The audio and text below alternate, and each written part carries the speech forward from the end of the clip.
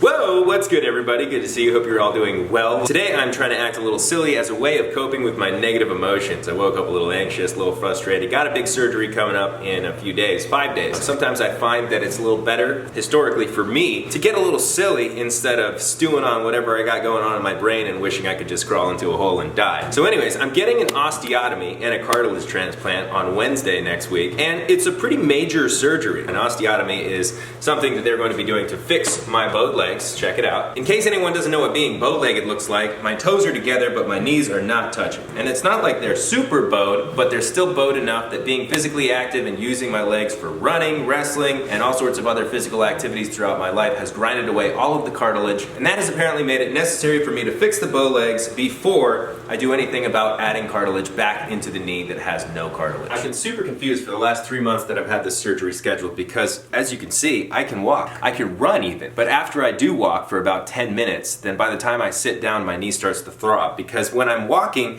there's two bones clanking together with no cartilage in between to cushion them. So that's the problem that I have right now. When the doctor took my x-rays, he looked at them and he was like, "What are you, 80?" And basically he was like, there is no cartilage. None at all. Like, it's all gone. And if you look at my good knee, there's still space between the two bones. My bad knee, no space whatsoever. Like I said, I've been super confused, and I'm like, am I just being a baby by getting this surgery when it's bearable pain? Like, I can deal with this, but I want to be able to do things. I want to be able to, like, go for a walk with my girlfriend without being like, I gotta turn around 3 minutes into it. Go snowboarding if my friends go snowboarding, or go on a hike. Even just going on like a run was something that I would do. If I was ever feeling like anxious or in my head or something, it's like, let's go for a walk outside. I have a couple of other problems that seem to be probably stemming from it. One of my legs is about an inch longer than the other, and I think that's because my hips are out of alignment, because I'm walking funny, because one of my knees hurts really bad. So, you know, I can talk myself out of it and I can talk myself into it. At this point, there's no going back. So I'm getting the surgery. Earlier this week, I had a phone call with one of the surgery nurses who told me everything I need to do or stop doing before the surgery. One of those things is to stop taking vitamins. So I'm not taking any more vitamins, no protein shakes, or any of the supplements that I usually take. Number 2 is to stop taking ibuprofen or NSAIDs, any sort of pain relief medication that can thin your blood. And that makes sense because they're cutting me open and they don't want me to bleed a whole bunch of extra blood.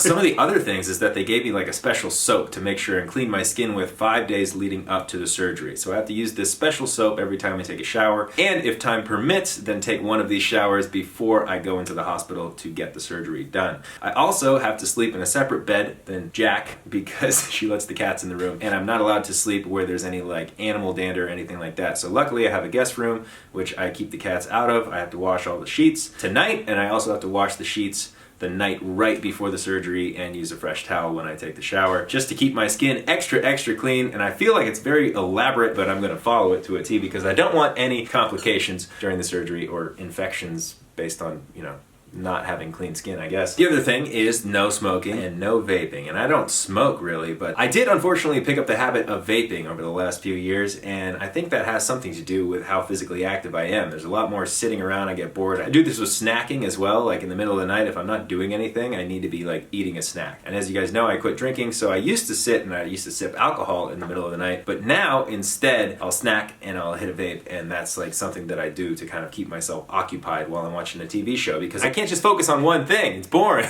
So I highly recommend never picking up a vape, because I threw mine away and God, it hurts. After the surgery, I won't be able to put pressure on my leg at all for 6 weeks, and I probably won't be able to walk for 2 to 3 months. But last year, Jack and I moved into a 2-story house. The bedrooms are upstairs. So we thought maybe getting a recliner for downstairs would be a good option for a place for me to sleep while I'm recovering, at least for the first few days. Then I'm probably agile enough to make it up the stairs with crutches. Should I have been spending money on a recliner? Probably not. But because I was getting a surgery, I felt like it was a good excuse to splurge and run up my credit card bill. So as you can see, this is my usual bedroom where I would typically be sleeping, but also as you can see, there's a cat at the top of the bed, and there's cat hair all over the bed, and there's cat hair inside of the bed. So I will be sleeping in this guest room, which I'm very fortunate to have. And I'll miss Jack, but you know what? I'm allergic to cats anyways, and she's got all 3 of them in there all the time. So sometimes I can wake up in that other bed with my eyes all itchy and shit. This will be good for me. Let's get to washing the sheets, shall we? Very sterile environment I've got to be in, I guess. Might as well wash the pillowcases too. Well, I guess I have to wash the pillowcases too. Good to go. And a very fresh little blanket. Looks like a hospital bed already. And this is my bag of special soaps that I get to start using tonight. Dynahex with CHG. The fight against infection starts at home. Let's see what's inside.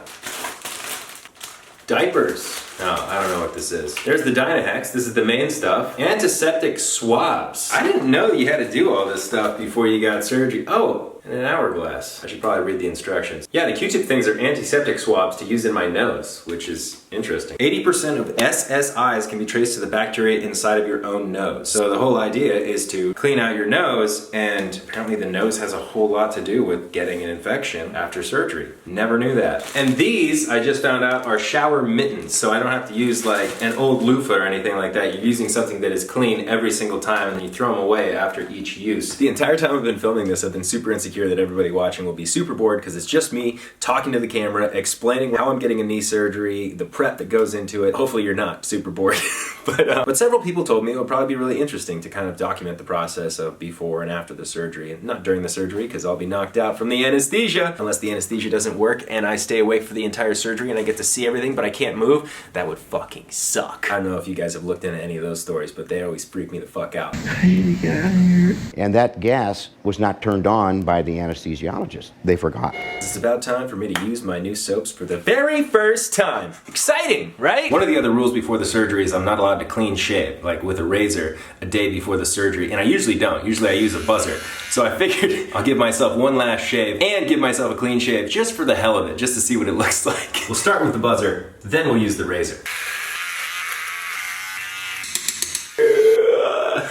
Every time I end up doing this, I regret it, and I still find a reason to do it again. Now let's try out my new soap. Okay, I did it. As you can see, my mitt turned like a little bit off color because I think it was getting some remnants of self-tan that I put on last week. I put self-tan on pretty often as like a little self-esteem boost because whenever my skin is a little more tan, it makes me feel like my muscles look bigger. But overall, soap review. It smells like soap. I think it's unscented, but it smells like soap. And I feel pretty damn clean. And with my beard missing, I almost feel too clean. I almost forgot about my antiseptic swab. How do you say antiseptic? Antiseptic? Antiseptic? 30 seconds in each nose with the same swab. Oh my God, it's huge. That's what she said. Reminds me of a COVID test. Rotate for 30 seconds. Kind of burns. Oh my God, switch. Holy fuck. Okay. And that's 30 seconds each nose. It's got like a kiwi guava flavor. It smells like a vape store or a candy store. One or the other. Those flavored things, you know?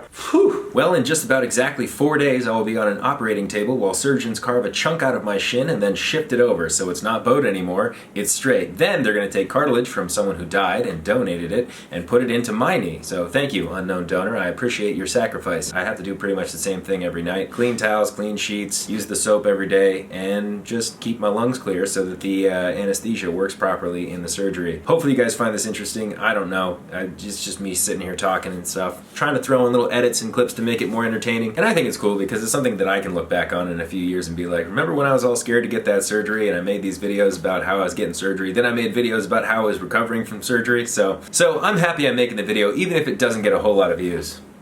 At least that's what I'm telling myself. Also, I will be posting a lot on this YouTube channel again, so please leave a like, leave a comment, words of encouragement. After my last video, I realized I think I have rejection-sensitive dysphoria, which is like this fear of failure and negative outcomes before you actually ever do anything. So I'm just trying to kind of like exposure therapy, force myself into just posting again, because I love posting on YouTube and I love editing videos and like putting fun clips in and shit like that. And I keep on like talking myself out of it all the time. But anyways, hope you enjoyed, appreciate y'all, and I will see you in the next video, okay? Whoop!